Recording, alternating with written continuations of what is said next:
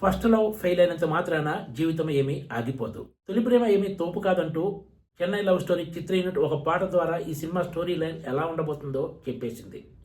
ఇదే సినిమాపై అంచనాలు పెంచడానికి, యువతలో బజ్ క్రియేట్ చేయడానికి ఎంతో ఉపయోగపడిందనే చెప్పాలి.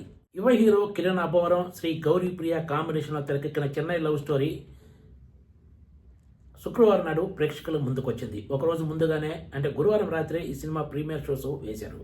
ఈ సినిమాపై కిరణ్ అబ్బవరం భారీ ఆశలే పెట్టుకున్నాడు. దర్శకుడు రవి నంబూరి ఈ సినిమాను తెరకెక్కించగా ఎస్కేఎన్, సాయి రాజేష్లు ఈ సినిమాకు నిర్మాతలుగా ఉన్నారు. సాయి రాజేష్ ఈ సినిమాకు కథ కూడా అందించారు. ఈ సినిమా హీరోయిన్ లవ్ స్టోరీ ఆమె పెళ్లి ఆగిపోయిన సన్నివేశాలతోనే మొదలవుతుంది. 3 ఏళ్లు ప్రేమలో ఉన్న తర్వాత పెళ్లి చేసుకోవడానికి అంతా సిద్ధమైన వేళ చివరి నిమిషంలో తాను ఆఫీసులో మరో అమ్మాయిని ప్రేమిస్తున్నానని చెప్పి గౌరీప్రియకు హ్యాండ్ ఇస్తాడు ఆమె తొలి ప్రియుడు. గౌరీప్రియ తొలి ప్రియుడు పాత్రలో త్రిగుణ్ నటించాడు. హీరోయిన్ గౌరీప్రియ చెన్నైలో ఉద్యోగం చేస్తూ ఉంటుంది. ఎలాగైనా సరే వెండి తెరపై తన పేరు చూసుకోవాలని, సినిమా తీయాలనే లక్ష్యంతోనే చెన్నైకి వస్తాడు హీరో కిరణ్ అబ్బవరం కూడా. చెన్నై బీచ్లో ఒక సినిమా కథ చెప్తున్న సందర్భంలోనే హీరోయిన్ గౌరీప్రియ టీం హీరోకు పరిచయం అవుతుంది.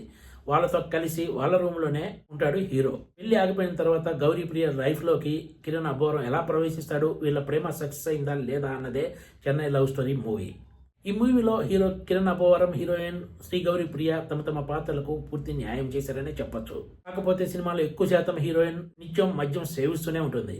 ఈ సీన్లో అవసరానికి మించి పెట్టారనే ఫీలింగ్ ప్రేక్షకులకు కలుగుతుంది. ఈ సినిమాలో అసలు ట్విస్ట్ ఇంటర్వెల్లోనే వస్తుంది. ఇంటర్వెల్లో వచ్చిన ఈ ట్విస్ట్ తోటి అసలు సినిమా సెకండ్ హాఫ్ ఎలా ముందుకు సాగుతుందా అన్న అనుమానం ప్రేక్షకులకు రావడం సహజమే.